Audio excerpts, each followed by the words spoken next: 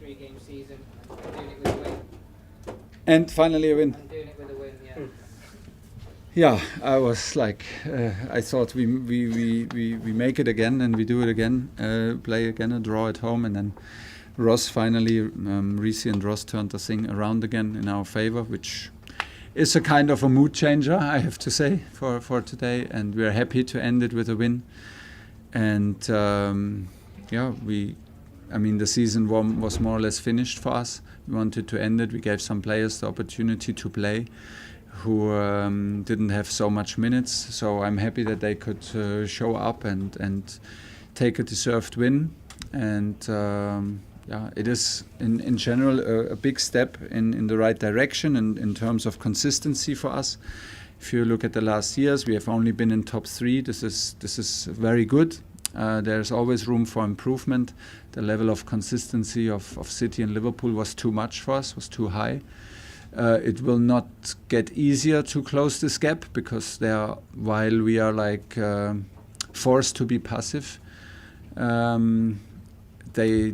are improving their squads. So but this is the challenge, and we need to be fast and smart when it's possible to have a competitive team. Nick Pure. Thomas, within that, obviously, because you haven't been able to move things forward in terms of either renewals or future signings, how difficult is it for some of the guys who might have played their last game today but don't know? It's sort of hard for them to they can't say goodbye, can they? Yeah, it's a bit strange.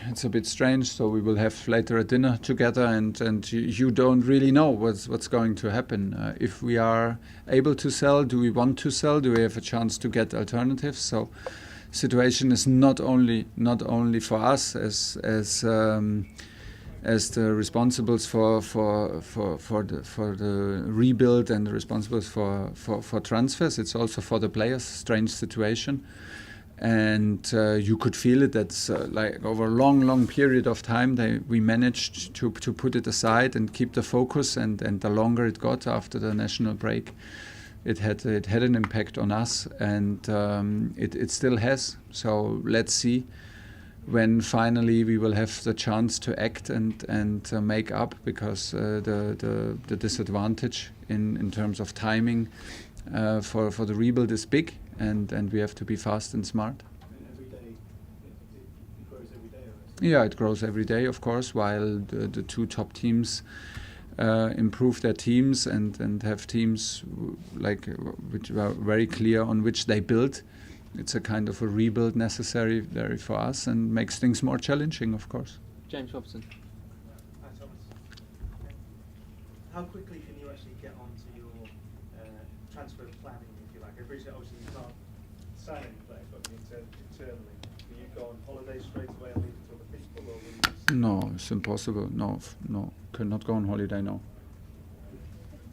it's too much. It's too much things to clarify and have an opinion. Of course, nowadays you can have meetings also on Zoom, so it's not necessary to do everything like in person. But the first days I will be here anyway and around, because my children are in school, and so it will start with a bit of a delay, the holidays. But even in holidays, it's also normal, like in a situation like ours, that you stay in contact and you have, like I said, the possibility with Zoom and FaceTime to have calls and share opinions and to move on forward, because we need to.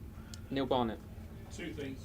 First of all, on fitness, no Marcus Alonso today. Yeah. And can't answer the door. We keep saying, or you keep saying, week to week and Achilles. It's Achilles, and that was his injury before. Is it related?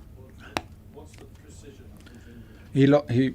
It's a muscle, more or less a muscle injury that affected then the whole leg, both legs, and was a lack of force that he can simply bring. So the tests show that he lacked mobility, and he lacked actually force to be on the pitch, and that's why we miss him now for so long. Marcus Alonso was just like, he got he had a back problem in our first match against West Ham, where he needed to go out, and then he missed some matches, and he had more or less the same through the last games, and he played with this pain through the match versus Leicester. Now he felt like that's the muscle contraction goes right through until to the hamstrings, and that's why it made no sense to take this risk for him. But the other thing, losing Tony Rudiger and losing Andreas Christensen, who are both really three at the back players, does it give you the chance maybe to look at a different shape next season? If you get into the transfer market, bring in people who can let you play more easily with the back four? Yeah, but I don't know if it would be a chance or it would be another shift, because I don't think it's a problem of structure that we have, because we delivered in the structure on very high level and performances. So yes, but we're looking in every direction. I think that the structure suits our players very well, like not only the players that you mentioned, but also Thiago Silva and our midfielders in the build-up, and it suits Reece James very well and Ben Chilwell very well, because they have a bit more freedom to attack on both sides. So there were some reasons to play this structure, and in the way we played it, we were very successful and on a high level, very stable. So actually, it's not the plan to change it, but maybe we are forced to. We will, it's no problem to adapt, and it's no problem to find solutions. But the problem is that we are like simply forced to be passive, and this is what we absolutely don't like, and we are not used to that. So I can answer your question more precisely when things go moving and go forward, and we can start to act. Andy Dillon. Hi, Thomas. Yeah. Firstly, today's game felt a little bit like a turning point, like a transition. It's the final game of the Roman Abramovich era. Todd Bowley was waiting outside on the tunnel. Does it have that sense to you that it's now, we put that era behind us, and it's now looking forward with more optimism, perhaps more stability? And secondly, just on Mike Dean, the referee of his last game today, Yeah. You're a relative newcomer to the Premier League. He's Yeah. retiring. I wonder if you got a chance to say anything or make a presentation to him or anything like that. Or Yeah, we did, and we had a quick talk anyway, 1 hour before the match, and it was of course with Roy Hodgson and with him. So it was on me to show my respect and my appreciation, and to tell them that I'm honored to be part of their last match. They're huge personalities and huge figures in Premier League and international football. So I have nothing but the biggest respect, and this is what I told them. So honor for me to be part of it. And, we wish them all the very best for their life after football. And the first one, I think that will sink in the next days that it was like this. I still struggle to fully adapt to the new situation, because the new situation is there and is close and is in theory so close, but it's not actually. So I hope it will be, and then I think it will like maybe feel more than a new era when things get started and when the new season kicks in. Okay, last two, Jacob and then Darren to finish. Hi Thomas, I know you can't obviously sign players at the moment, but pre-season is obviously not very far away, and the season obviously is an earlier start than usual. Is it really important for you to have defenders in as quickly as possible for pre-season? Of course, and maybe the defenders will be in international duties if they have a certain quality or play for their national teams. That means anyway they come 1 week later than the rest. So that would mean in our case they come on the 9th of July.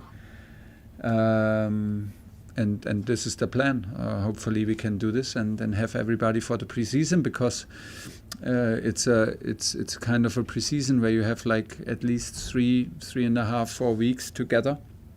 And not a lot of groups are coming in different timings. It's more or less 2 groups, and then we have to be quick and fast to adapt to the qualities, the personalities of these new guys.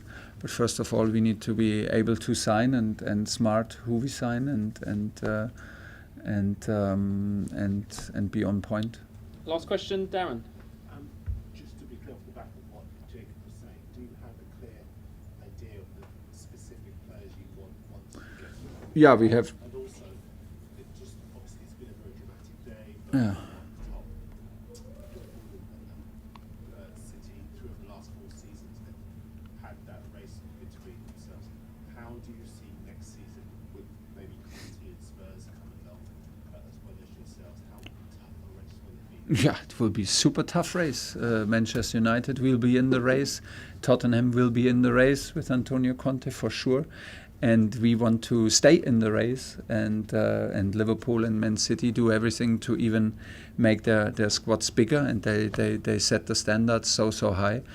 So this is the challenge in which we compete. And we have, in the moment, a huge disadvantage.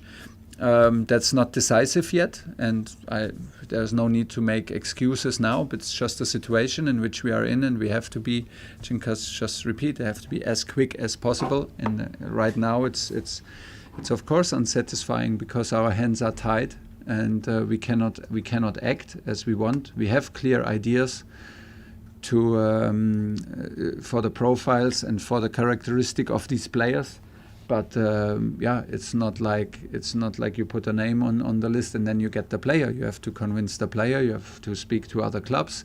You have to convince yourself that this is the player. So there's normally a lot of work to do, and it will be the same to be competitive next season, while like everybody else tries to close the gap to us.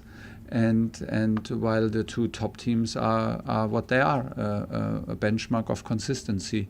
So this is the situation, and from there on we do our very best to be competitive, because this is what we want to be. Okay, we'll leave it there. Thank you, everybody. Thanks, guys. Thanks, Thomas. See you soon.